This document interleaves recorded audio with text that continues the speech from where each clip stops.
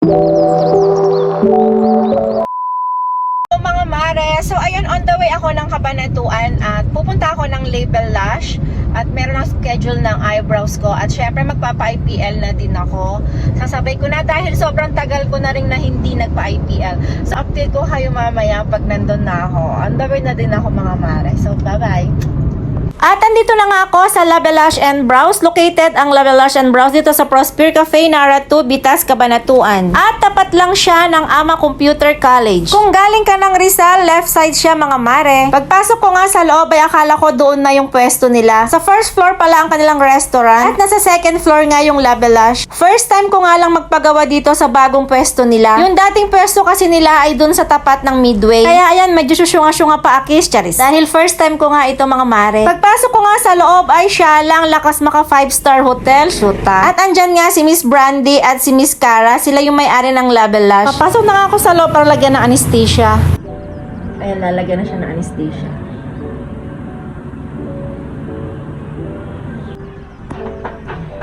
Ready na ako masakit sa mga mare.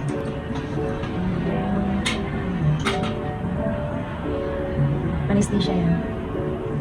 Ilang minutes na yan? 45 ba? 30 po. 30.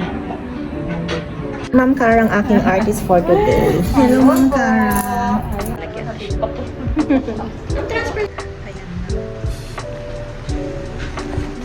Babagyan po muna natin na.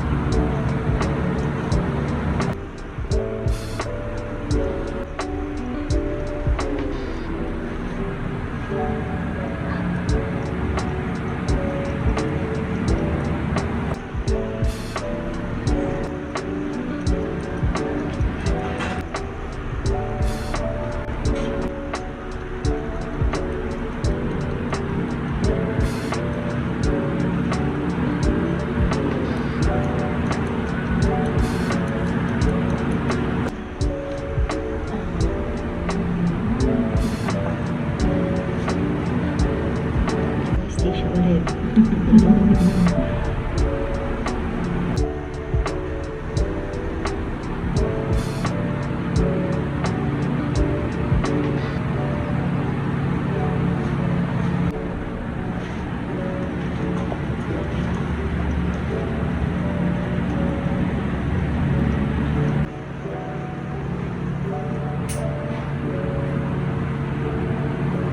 Yung mga pinaprank na team mo.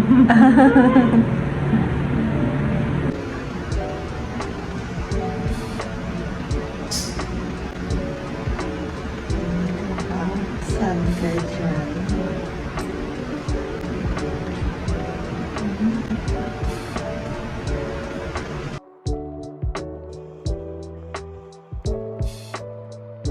So ayun, tapos na ako at ako'y nagpaganda. Shoota kahit walang ganda. So ayan, okay na, nagpa-eyebrows ako at saka IPL ng leki-leki. So ayun, uwi na ako, bye-bye.